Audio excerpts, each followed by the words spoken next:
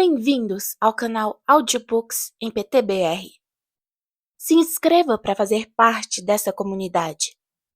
Torne-se membro e tenha acesso a benefícios exclusivos, como acesso antecipado aos vídeos. Dê um like nesse vídeo e comente o que achou. Você pode comprar a versão física do livro lido no link na descrição. Obrigada e boa leitura! Livro Harry Potter e a Ordem da Fênix, lido por Camila Saboia. Capítulo 25. O Besouro Acossado. A pergunta de Harry foi respondida logo na manhã seguinte.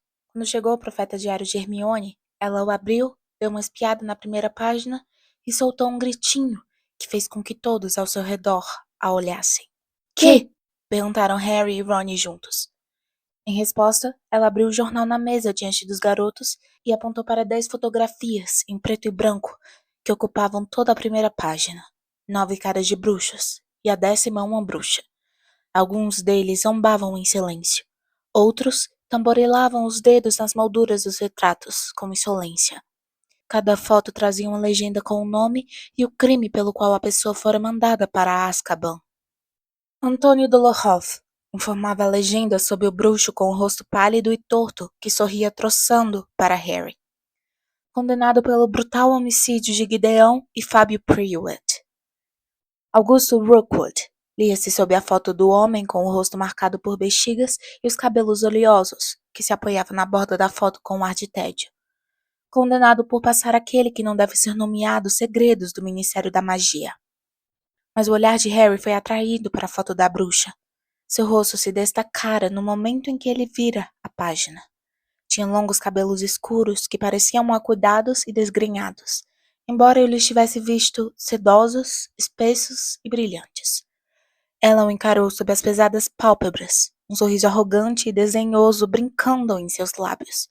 Como Sirius, ela conservava feições atraentes, mas alguma coisa, talvez Azkaban, levara a maior parte de sua beleza. Bellatrix Lestrange, condenada pela tortura e incapacitação permanente de Franco e Alice Longbottom. Hermione cutucou Harry e apontou para a manchete no alto das fotos, que ele, concentrado em Bellatrix, ainda não lera. Fuga em massa de Azkaban. Ministério teme que Black seja o ponto de reunião para antigos comensais da morte. Black? Exclamou Harry em voz alta. Não! Psiu! Sussurrou Hermione, desesperada. Não fale alto, só leia! O Ministério da Magia anunciou a noite passada que houve uma fuga em massa em Azkaban. Em entrevista aos repórteres em seu gabinete, Cornélio Fudge, ministro da Magia, confirmou que 10 prisioneiros de segurança máxima escaparam no início da noite de ontem, e que ele já informou ao primeiro-ministro dos trouxas a natureza perigosa dos fugitivos. Nós nos encontramos, infelizmente, na mesma posição de 2 anos e meio atrás, quando o assassino Sirius Black fugiu, comentou Fudge, e achamos que as duas fugas estão relacionadas. Uma fuga nessa escala aponta para a ajuda externa, e devemos nos lembrar que Black, a primeira pessoa a escapar de Azkaban, estaria em posição ideal para ajudar os outros a seguirem seus passos. Cremos que muito provavelmente esses indivíduos, entre os quais se inclui a prima de Black, Bellatrix Lestrange, se agruparam em torno de Black como seu líder. Estamos, no entanto, envidando todos os esforços para capturar os criminosos e pedimos à comunidade bruxa que se mantenha alerta e cautelosa. Em nenhuma circunstância devem se aproximar desses indivíduos. Está tudo aí, Harry, disse Ron assombrado. É por isso que ele estava tão feliz ontem à noite. Não acredito, vociferou Harry. Fudge está culpando Sirius pela fuga? Que outra opção ele tem? Disse Hermione amargurada. Não vai poder dizer, desculpe pessoal, Dumbledore me avisou que isso poderia acontecer, os guardas de Azkaban se uniram a Voldemort. Pare de choramingar, Ron. E agora seus piores seguidores também fugiram. Quero dizer, ele passou uns 6 meses anunciando para todo mundo que você e Dumbledore eram mentirosos, não? Hermione abriu com violência o jornal e começou a ler a notícia nas páginas internas, enquanto Harry corria os olhos pelo salão principal. Não conseguia entender por que seus colegas não estavam apavorados, nem sequer discutiam a terrível notícia na primeira página. mas poucos tinham a assinatura diária do jornal como Hermione. Estavam todos conversando sobre os deveres e o quadribol. E quem sabe que outras tolices. Quando fora dos muros da escola, mais 10 comensais da morte haviam engrossado as fileiras de Voldemort. Ele ergueu os olhos para a mesa dos professores. Ali a situação era diferente. Dumbledore e a professora McGonagall conversavam absortos, ambos parecendo extremamente sérios. A professora Sprout apoiara o profeta diário em um vidro de ketchup e lia a primeira página com tal concentração que nem reparava nos pingos de gema de ovo que caíam em seu colo da colher que segurava no ar. Entre mentes, na extremidade da mesa, a professora Umbridge comia com entusiasmo sua tigela de mingau de aveia. Uma vez na vida, seus empapuçados olhos de sapo não estavam varrendo o salão principal à procura de alunos mal comportados. Engolia o mingau com um ar aborrecido, e de vez em quando lançava um olhar malévolo para o lado da mesa em que Dumbledore e McGonagall conversavam tão concentrados. Nossa! Exclamou Hermione com ar de dúvida, continuando a ler o jornal. Que foi agora? Perguntou Harry depressa. Estava assustado. É horrível, disse abalada. Ela dobrou a página 10 do jornal e passou-o a Harry e Ron. Morte trágica de funcionário do Ministério da Magia. O Hospital St. Mungus prometeu um inquérito rigoroso sobre a morte do funcionário do Ministério da Magia, Broderick Bode, 49 anos, encontrado em sua cama, estrangulado por uma planta invasada. Os curandeiros chamados não conseguiram reanimar o Sr. Bode, que fora ferido em um acidente de trabalho algumas semanas antes. A curandeira Miriam Strout, que se encontrava de serviço na enfermaria do Sr. Bode na hora do incidente, foi suspensa de suas funções, sem perda de remuneração, e não foi encontrada ontem para comentar a notícia, mas um porta-voz do hospital declarou: o Hospital St. Mungus lamenta profundamente a morte do Sr. Bode, que estava em plena recuperação antes deste trágico acidente. Temos diretrizes rigorosas para as decorações permitidas em nossas enfermarias, mas aparentemente a curandeira Strout, muito atarefada durante o período natalino, não percebeu o perigo da planta à cabeceira do Sr. Bode. À medida que sua fala e mobilidade melhoravam, a curandeira Strout encorajou o Sr. Bode a cuidar sozinho da planta, sem saber que não era uma inocente diafanina, mas uma muda de visgo do diabo, que ao ser tocada pelo convalescente Sr. Bode, estrangulou instantaneamente. O St. Mungus ainda não soube explicar a presença da planta e pede a quem tiver alguma informação para se apresentar. Bode, repetiu Ron. Bode. Me lembra alguma coisa. Nós o vimos, cochichou Hermione. No St. Mungus, lembra? Estava na cama de frente a Lockhart, deitado olhando para o teto. E vimos o visgo do diabo chegar. Ela, a curandeira, disse que era presente de Natal. Harry foi se lembrando da história. Uma sensação de horror começou a subir como bile à sua boca. Como foi que não reconhecemos o visgo? Nós já o vimos antes. Poderíamos ter impedido isso de acontecer.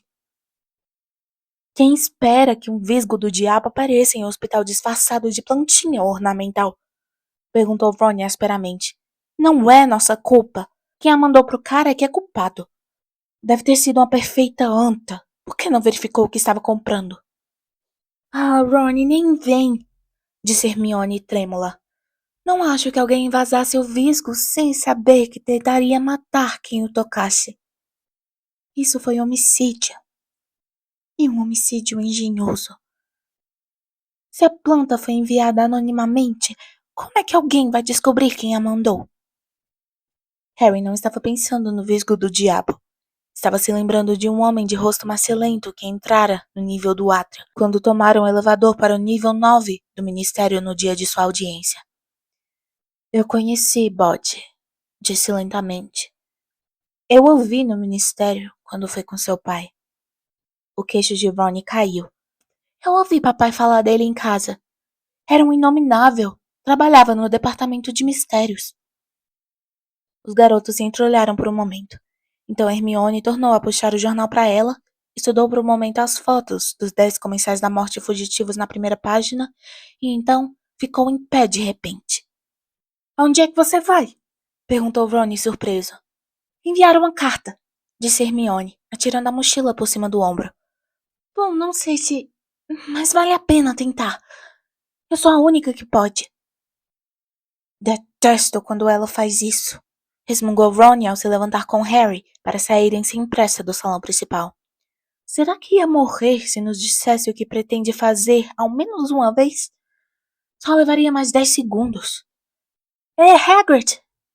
Hagrid estava parado à porta do salão principal, esperando uma turma de alunos da Corvinal passar. Continuava tão machucado quanto no dia em que voltara de sua missão aos gigantes, e havia um novo corte na ponta do seu nariz. Tudo bem com vocês dois?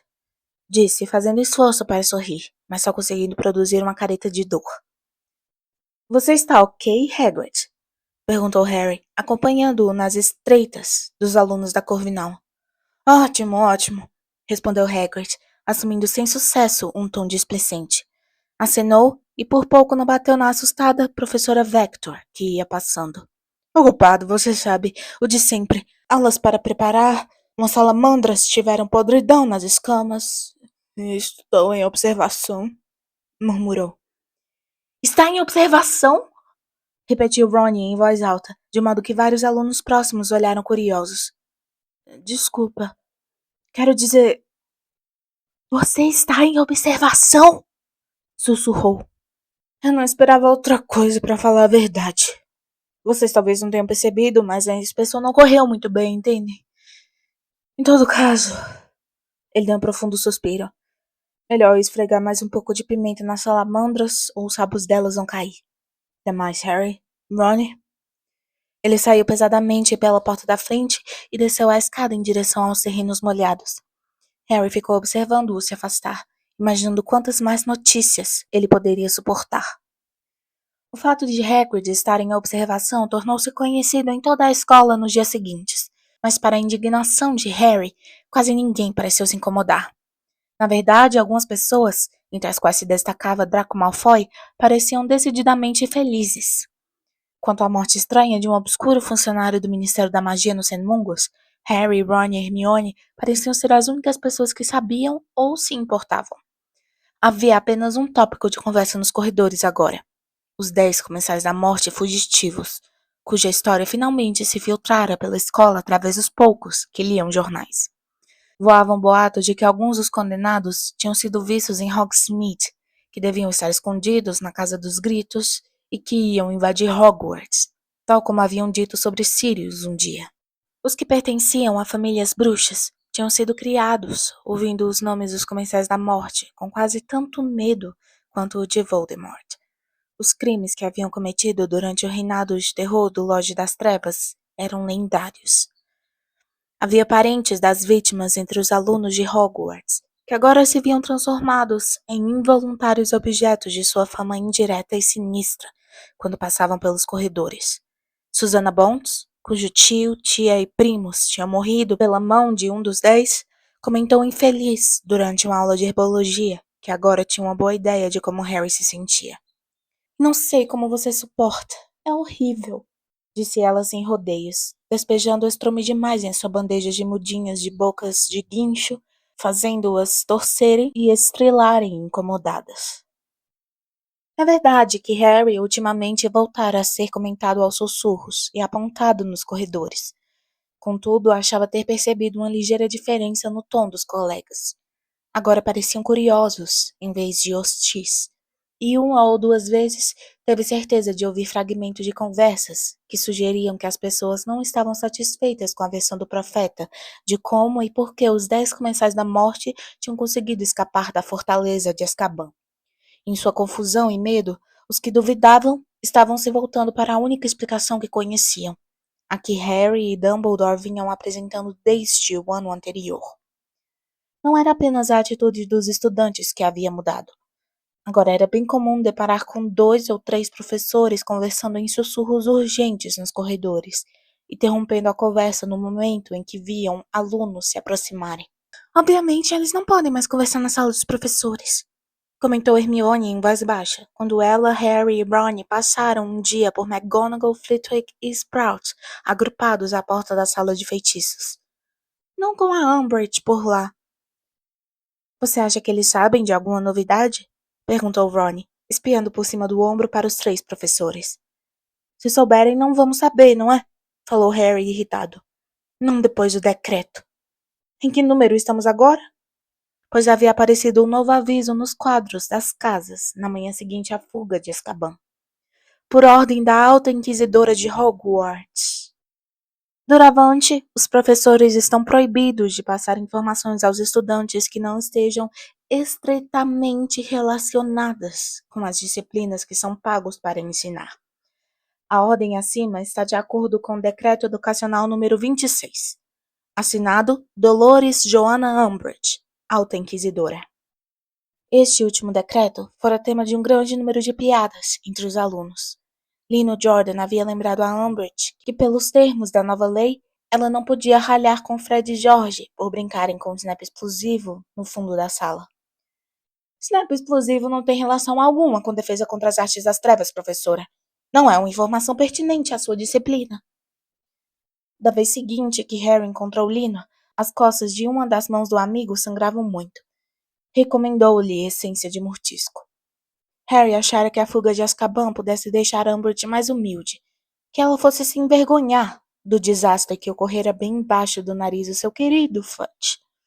Parecia, porém, que a fuga apenas intensificara o seu desejo furioso de submeter cada aspecto da vida de Hogwarts ao seu controle pessoal. Parecia decidida a obter pelo menos uma demissão sem muita demora. A única dúvida era quem iria primeiro, se a professora Trelawney ou Hagrid. Cada aula de adivinhação e trato das criaturas mágicas era dada em presença de Umbridge e sua prancheta.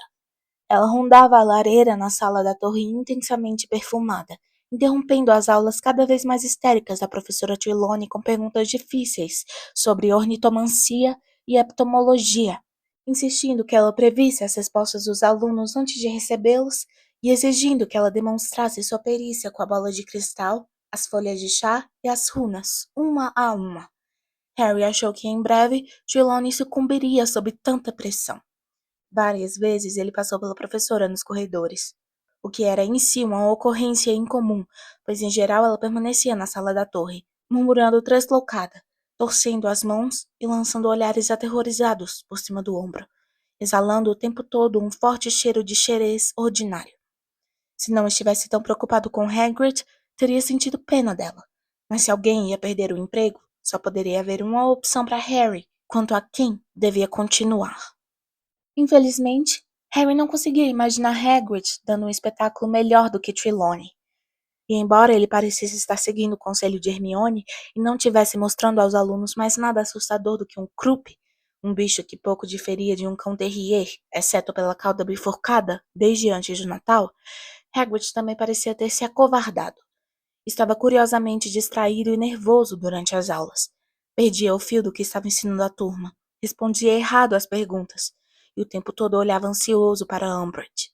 Estava também mais distante de Harry, Ron e Hermione do que jamais estivera, e os proibira expressamente de visitá-lo depois do escurecer. Se ela pegar vocês, os nossos pescoços serão cortados, disse sem rodeios. E como os garotos não quisessem fazer nada que pudesse pôr em risco o emprego do amigo, os 3 se abstiveram de ir até sua cabana à noite. Parecia a Harry que Umbridge estava constantemente privando-o de tudo que fazia sua vida em Hogwarts valer a pena. As visitas à casa de Hagrid, as cartas de Sirius, sua Firebolt e o quadribol. Ele se vingou da única maneira que sabia, redobrando seus esforços na AD. Harry ficou satisfeito de constar que todos, até mesmo Zacarias, tinham se sentido incentivados a trabalhar com mais vigor que nunca, ao saberem que mais 10 comensais da morte estavam agora soltos. Mas em ninguém essa melhoria foi mais pronunciada do que em Neville. A notícia da fuga dos atacantes e seus pais produzira nele uma alteração estranha e até ligeiramente assustadora. Nunca mencionara o seu encontro com Harry, Ron e Hermione na enfermaria fechada dos Semungos, e seguindo sua deixa, os garotos tinham se calado também. Tampouco comentara a fuga de Bellatrix. De fato, Neville quase não falava mais durante as reuniões da AD. Trabalhava sem descanso em cada nova azaração e contra-azaração que Harry ensinava. Seu rosto gorducho contorcido de concentração, aparentemente insensível aos ferimentos ou acidentes, se esforçando mais do que qualquer outro na sala. Estava melhorando tão depressa que chegava a assustar, e quando Harry lhes ensinou o feitiço escudo, um meio de desviar pequenos feitiços e fazê-los ricochetear contra o atacante, somente Hermione dominou o feitiço mais depressa do que Neville. Harry teria dado o céu para fazer tanto progresso em oclumência quanto Neville nas reuniões da AD. As sessões de Harry com Snape, que tinham começado bastante mal, não melhoraram. Pelo contrário, Harry sentia que estava piorando a cada aula. Antes de começar a estudar oclumência, sua cicatriz formigava ocasionalmente durante a noite, ou então em seguida a um dos estranhos vislumbres dos pensamentos ou emoções de Voldemort, que captava de vez em quando. Agora, no entanto, sua cicatriz quase nunca parava de formigar. E muitas vezes ele sentia súbitos assomos de irritação ou alegria, alheios ao que estava lhe acontecendo no momento, que eram sempre acompanhados por uma ferroada particularmente dolorosa na cicatriz. Ele tinha a terrível impressão de que estava se transformando aos poucos em uma espécie de antena alinhada com as mínimas flutuações do humor de Voldemort, e tinha certeza de poder remontar esse aumento de sensibilidade à primeira aula com Snape. Além do mais, agora estava sonhando quase toda noite, que caminhava pelo corredor em direção à entrada do departamento de mistérios. Sonhos esses que sempre culminavam com ele parado cobiçoso diante da porta preta sem enfeites. Talvez seja como uma doença, disse Hermione, parecendo preocupada, quando ele confidenciou seus pensamentos aos dois amigos. Uma febre ou coisa assim. Tem de piorar antes de melhorar. As aulas com Snape estão fazendo piorar, afirmou Harry. Estou cansado de sentir minha cicatriz doer e farto de andar pelo mesmo corredor toda noite. Ele esfregou a testa com raiva. Gostaria que a porta abrisse. Tô cheio de ficar olhando para ela. Isso não tem graça, disse Hermione com aspereza. Dumbledore não quer que você tenha sonhos com aquele corredor, ou não teria pedido ao Snape que lhe ensinasse oclumência. Você vai ter que se esforçar mais nas suas aulas. Estou trabalhando, respondeu Harry exasperado. Experimente você uma vez. Snape tentando entrar na sua cabeça. Não dá pra gargalhar, sabe? Talvez... Começou Ron lentamente. Talvez o quê? Perguntou Hermione, cortando-o. Talvez não seja culpa de Harry que ele não consiga fechar a mente. Arriscou Ron sombriamente. O que é que você está querendo dizer? Bom, talvez Snape não esteja realmente querendo ajudar Harry. Harry e Hermione o encararam. Ron olhou um e outro com expressão misteriosa e assustadora. Talvez, repetiu, baixando mais a voz, ele esteja na verdade tentando abrir mais a mente de Harry. Facilitar a entrada de você sabe... Cala a boca, Ron, disse Hermione zangada. Quantas vezes você suspeitou de Snape e quando foi que você teve razão? Dumbledore confia nele, ele trabalha para a Ordem. Isso deveria ser suficiente. Ele costumava ser comensal da morte, teimou Ron. E nunca vimos prova de que tenha realmente trocado de lado. Dumbledore confia nele, repetiu Hermione. E se não pudermos confiar em Dumbledore, então não poderemos confiar em mais ninguém. Contando com que se preocupar e tanto para fazer, uma assustadora quantidade de deveres que frequentemente mantinham os quintanistas trabalhando até depois da meia-noite, as reuniões secretas da AD e as aulas regulares de Snape, o mês de janeiro parecia estar passando com alarmante rapidez. Antes que Harry desse por isso, fevereiro chegara, trazendo um tempo mais úmido e mais quente, e a perspectiva da segunda visita do ano a Hogsmeade. Harry tivera muito pouco tempo para gastar em conversas com Cho, desde que haviam concordado em visitar a vila juntos, mas de repente viu-se diante da perspectiva de passar o dia dos namorados todo em sua companhia. Na manhã do dia 14 de fevereiro, vestiu-se com especial cuidado. Ele e Ron chegaram no salão para tomar café na hora em que pousavam as corujas, trazendo o correio. Edviges não apareceu. Não que Harry a esperasse. Mas Hermione ia puxando uma carta do bico de uma coruja castanha desconhecida quando eles se sentaram. E já não era sem tempo. Se não tivesse vindo hoje, comentou ela ansiosa, abrindo o envelope de onde tirou um pequeno pergaminho.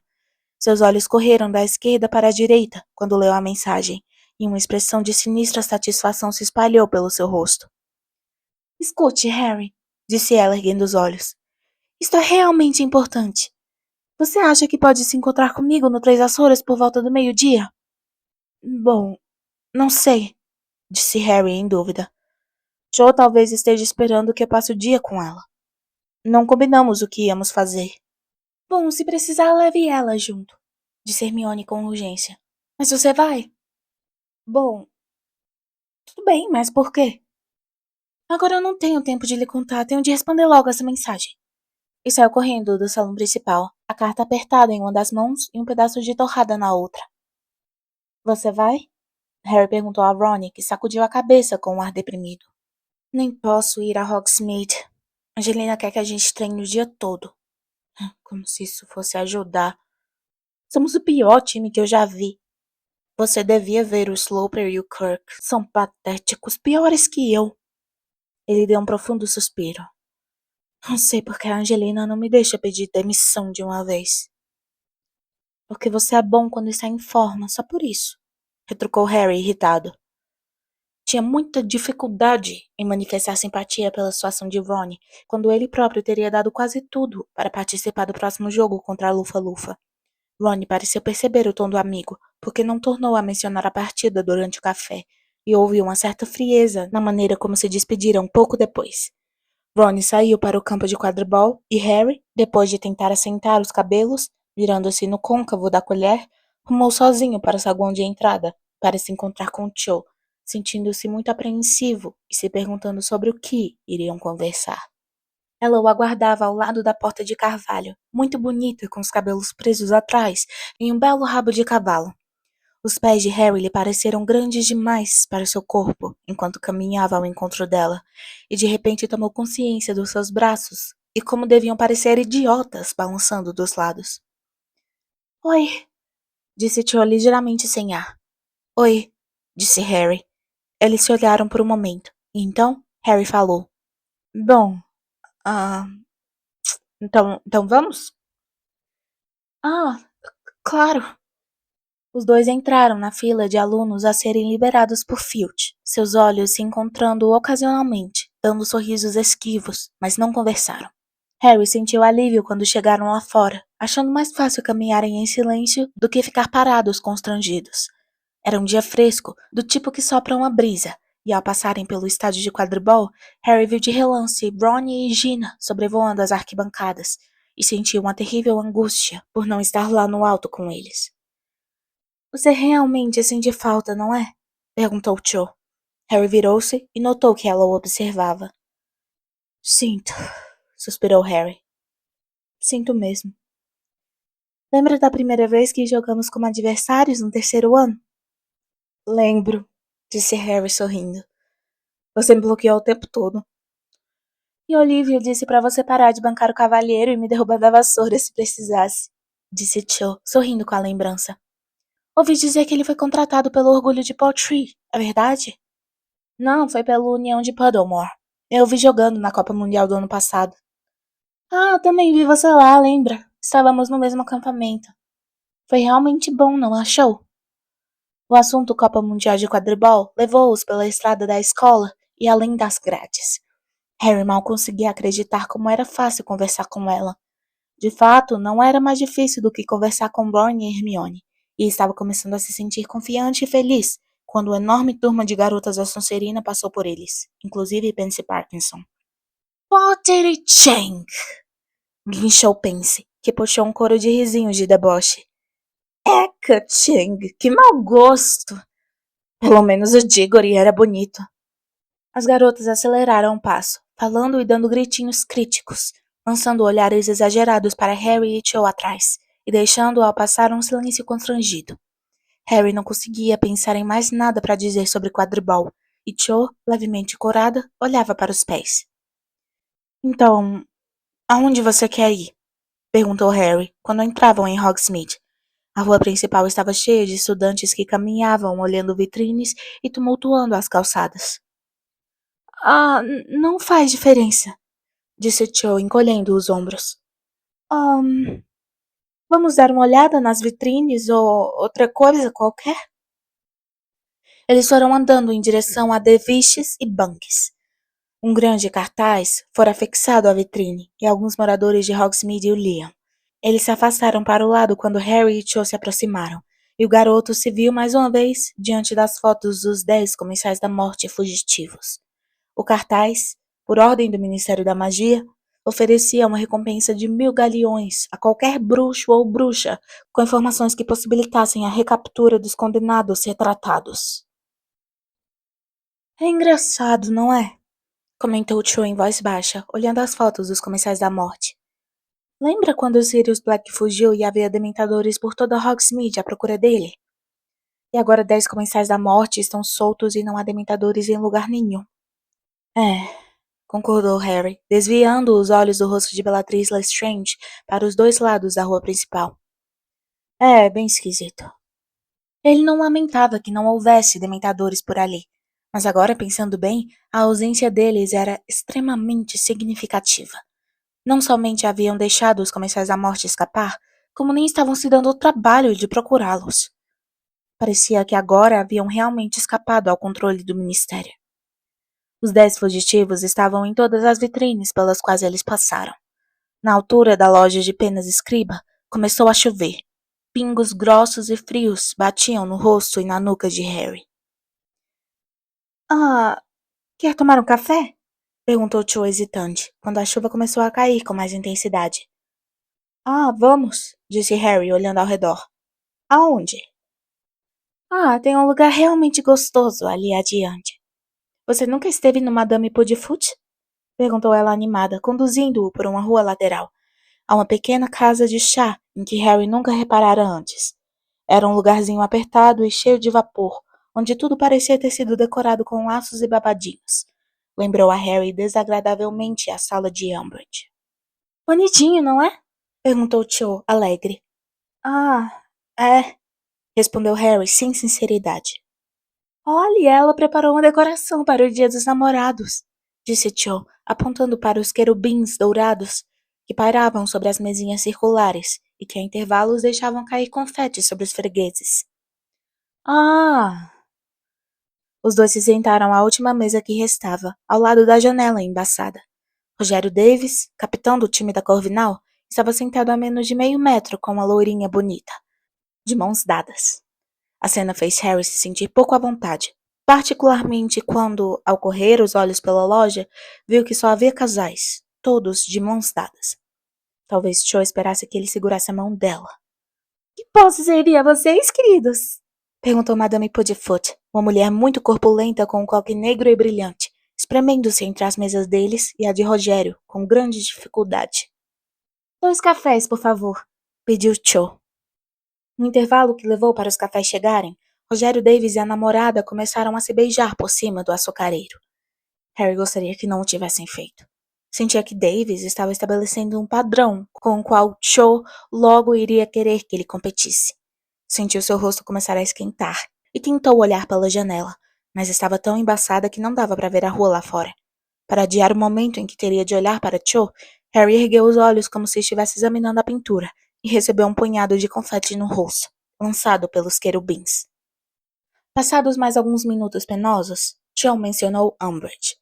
Harry aproveitou a oportunidade com alívio e passaram alguns momentos divertidos xingando-a, mas como o assunto já fora examinado tão plenamente durante as reuniões da AD, não durou muito tempo. O silêncio tornou a cair. Harry estava muito consciente dos barulhos de mastigar e engolir da mesa ao lado, e procurou desesperadamente mais alguma coisa para falar. Ah, escute aqui. Você quer ir comigo ao Três Vassouras na hora do almoço? Preciso me encontrar com Hermione Granger lá. Cho ergueu as sobrancelhas. Você precisa se encontrar com Hermione Granger? Hoje? É. Bom, ela me pediu, então achei que tudo bem. Você quer ir comigo? Ela disse que tudo bem se você fosse. Ah, bom. Que simpática. Mas Cho não parecia ter achado nada simpático. Pelo contrário, seu tom foi frio e de repente ela assumiu um ar hostil. Mais alguns minutos se passaram em total silêncio. Harry tomando seu café tão depressa que logo precisaria de outro. Ao lado, Rogério e a namorada pareciam estar colados pelos lábios. A mão de Cho estava em cima da mesa, ao lado do seu café, e Harry começou a sentir um impulso crescente de segurá-la. Então segure-a, disse a si mesmo, enquanto uma fonte de pânico e excitação jorrava em seu peito. Estique a mão e segure-a. Surpreendente, como era muito mais difícil esticar o braço 30 centímetros e tocar a mão dela do que capturar um pomo passando veloz no ar. Mas na hora em que esticou a mão, Cho retirou a dela da mesa. Estava agora observando Rogério beijar a namorada com expressão levemente interessada. Ele me convidou para sair, sabe? Disse em voz baixa. Há umas 2 semanas, o Rogério. Mas eu não aceitei. Harry, que agarrara o açucareiro para justificar o seu gesto repentino, não conseguiu entender por que Cho estava lhe dizendo aquilo. Se queria estar sentada na mesa ao lado, sendo calorosamente beijada por Rogério Davis, então por que concordar em vir com ele? Continuou calado. O querubim sobre a mesa atirou mais um punhado de confetes neles. Alguns caíram no restinho frio de café na xícara que Harry ia beber. Vim aqui com Cedrico no ano passado, disse Cho. No segundo, ou pouco mais, que Harry levou para entender o que Cho dissera, suas entranhas congelaram. Não conseguia acreditar que quisesse falar de Cedrico neste momento, com casais se beijando ao seu redor e querubins sobrevoando suas cabeças. A voz de Cho estava bem mais alta quando tornou a falar. Há um tempão que estou querendo perguntar a você. O Cedrico, ele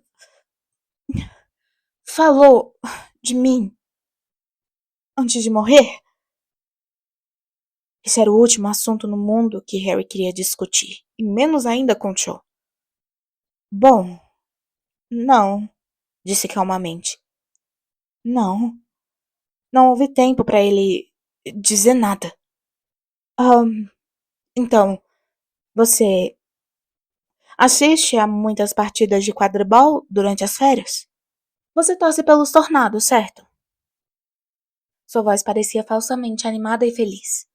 Para seu horror, os olhos dela estavam mais uma vez marejados de lágrimas, como depois da última reunião da AD antes do Natal.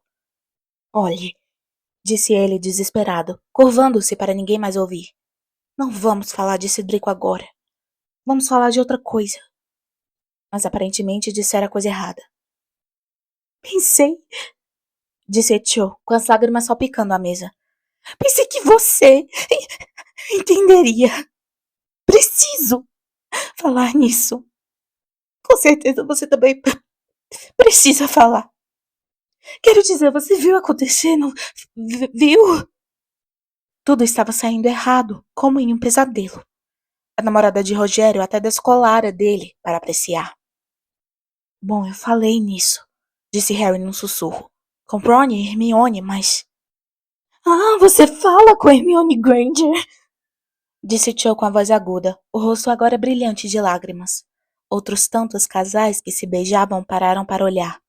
Mas não quer falar comigo?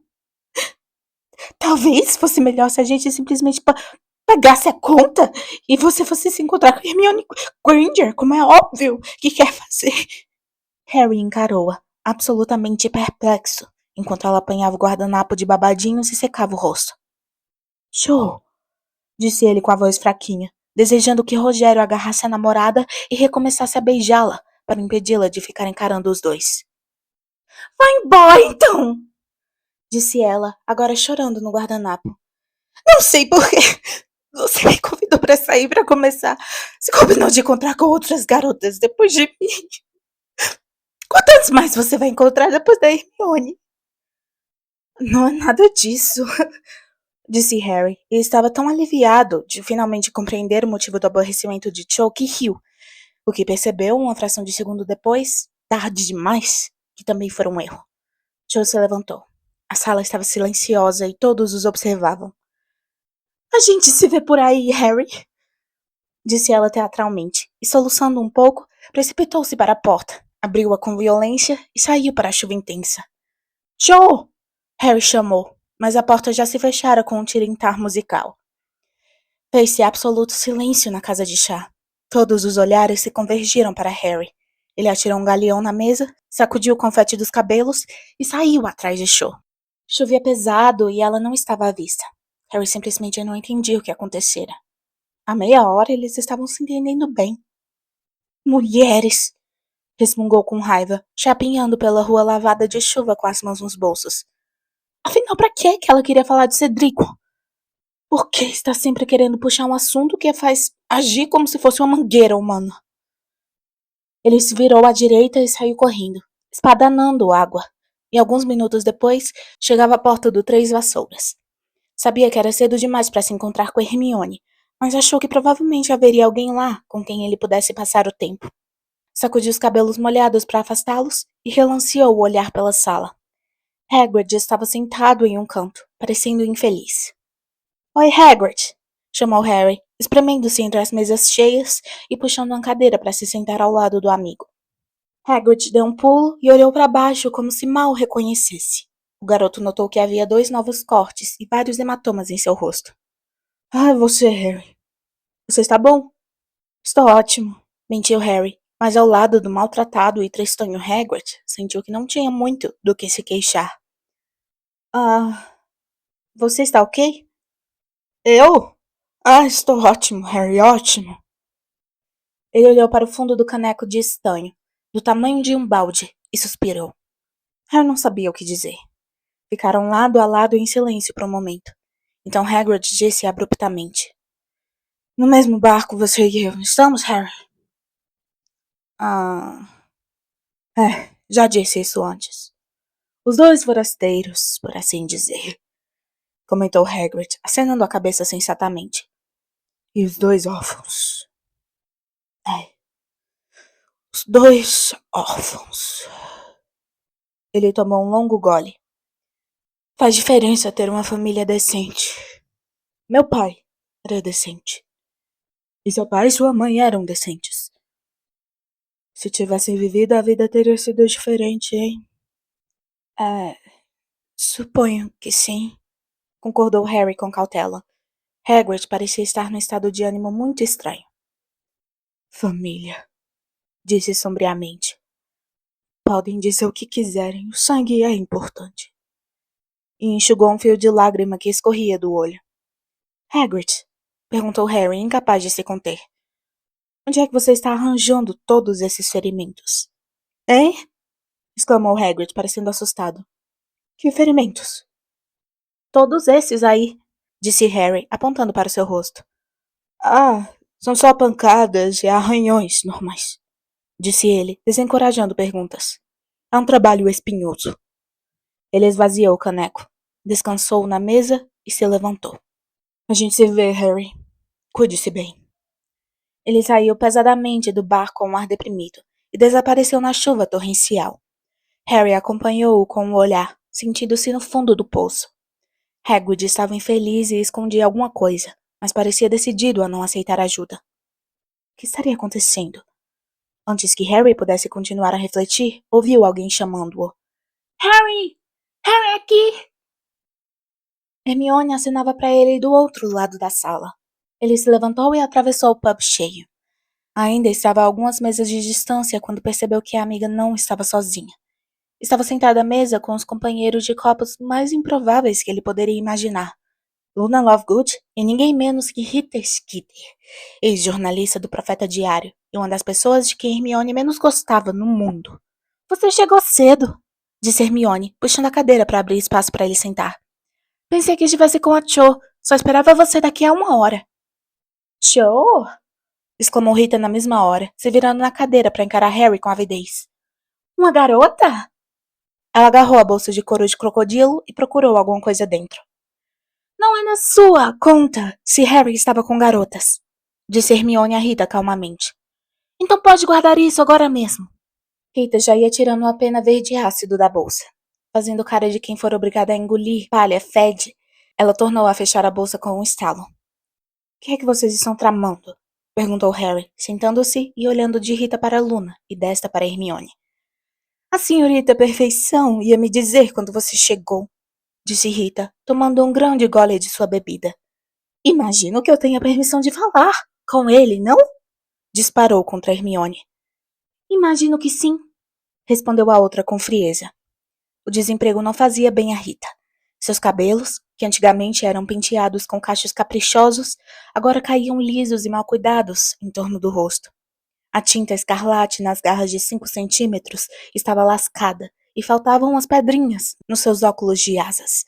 Ela tomou outro grande gole e perguntou a Harry pelo canto da boca. É uma garota bonita, Harry. Mais uma palavrinha sobre a vida amorosa de Harry e o trato está desfeito, eu juro, disse Hermione irritada. Que trato?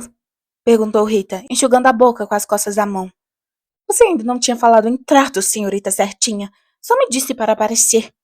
Ah, um dia desses. Ela inspirou profundamente, estremecendo. Sei, um dia desses você vai escrever mais histórias horrorosas sobre Harry e mim. Retorquiu Hermione com indiferença. Procure alguém que se interesse. Por que não faz isso? Publicaram muitas histórias horrorosas sobre Harry este ano sem a minha ajuda. Retrucou Rita, olhando-o enviesado por cima dos óculos e acrescentando no sussurro rouco. Como foi que você se sentiu, Harry? Traído? Incompreendido? Harry sente raiva, é claro, respondeu Hermione com a voz dura e clara. Porque ele disse a verdade ao ministro da magia e o ministro é idiota demais para acreditar. Então você na realidade continua a afirmar que aquele que não deve ser nomeado retornou. Perguntou Rita, baixando o copo e submetendo a Harry um olhar penetrante, enquanto seu dedo procurava ansiosamente o fecho da bolsa de crocodilo. Você sustenta todas as bobagens que Dumbledore tem dito sobre você sabe quem ter retornado e você será a única testemunha? Eu não fui a única testemunha, vociferou Harry. Havia mais de uma dúzia de comensais da morte presentes. Quer saber o nome deles? Adoraria saber, sussurrou Rita, agora tornando a mexer na bolsa, sem tirar os olhos de Harry, como se o garoto fosse a coisa mais bonita que ela já vira. Uma enorme manchete. Potter acusa. Um subtítulo. Harry Potter cita os nomes dos comensais da morte entre nós. E embaixo uma bela fotografia. Adolescente perturbado que sobreviveu a um ataque de você sabe quem, Harry Potter, 15 anos, provocou indignação ontem ao acusar membros respeitáveis e destacados da comunidade bruxa de serem comensais da morte. A pena de repetição rápida já estava na mão da repórter e a meio caminho da boca, quando a expressão arrebatada em seu rosto se desfez. Mas naturalmente, disse, baixando a pena e fuzilando Hermione com o olhar. A senhorita Perfeição não iria querer ver essa história divulgada, não? Na verdade, disse Hermione com meiguice, é exatamente o que a senhorita Perfeição deseja. Rita arregalou os olhos para Hermione. E Harry também. Luna, por outro lado, cantarolou baixinho, como se sonhasse. Weasley é o nosso rei. E mexeu sua bebida com a cebola de coquetel na ponta de palito. Você quer que eu noticie o que ele diz a respeito de aquele que não deve ser nomeado? Perguntou Rita a Hermione em tom abafado. Quero. A história é verdadeira. Todos os fatos. Exatamente como Harry os conta. Ele lhe dará todos os detalhes, lhe dirá os nomes dos comensais da morte, não conhecidos do público que ele viu lá, lhe dirá que aparência tem Voldemort agora. Ah, controle-se! Acrescentou com desdém, atirando o guardanapo sobre a mesa, pois ao som do nome de Voldemort, Rita se assustara tanto que derramara metade do copo de uísque de fogo na roupa. Rita enxugou a frente da capa de chuva encardida, ainda encarando Hermione. Então disse capengamente, o profeta não publicaria isso. Caso você não tenha notado, ninguém acredita nessa conversa fiada. Todos acham que ele é delirante.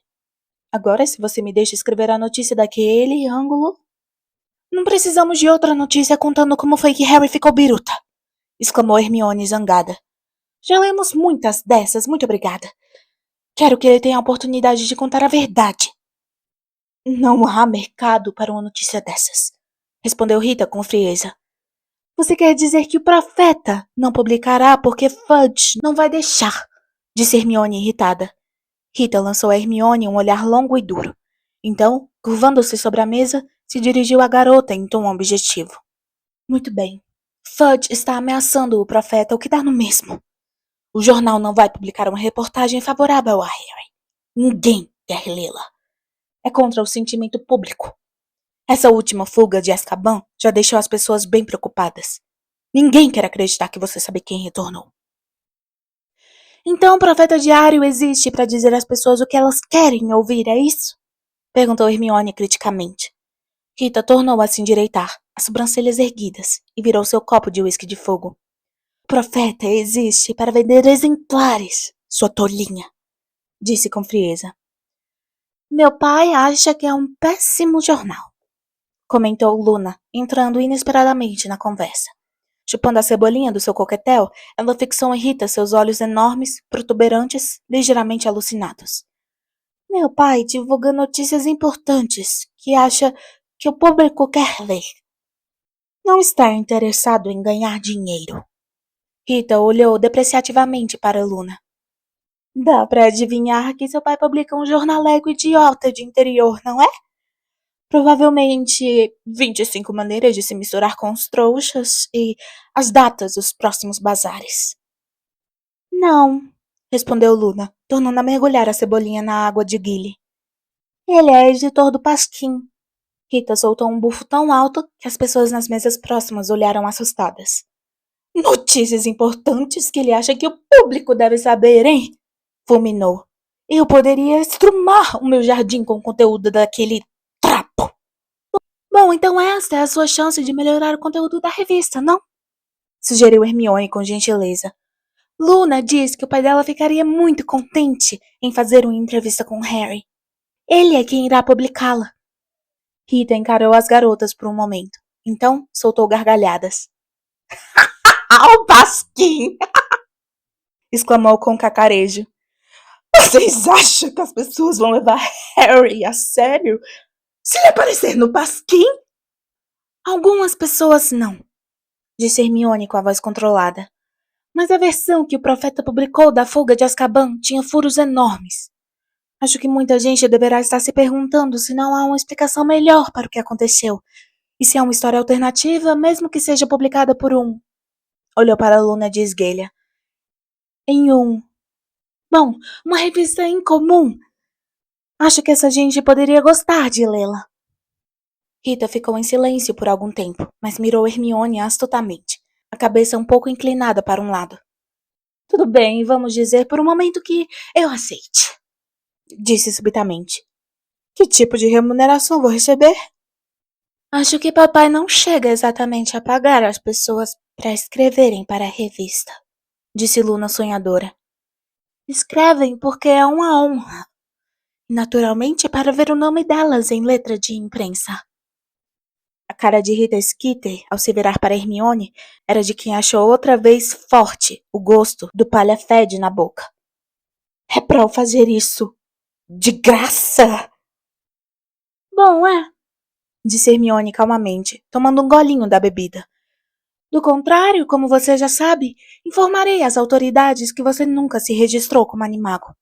Naturalmente, o profeta diário talvez lhe pague um bom cachê por uma reportagem em primeira mão da vida em Azkaban.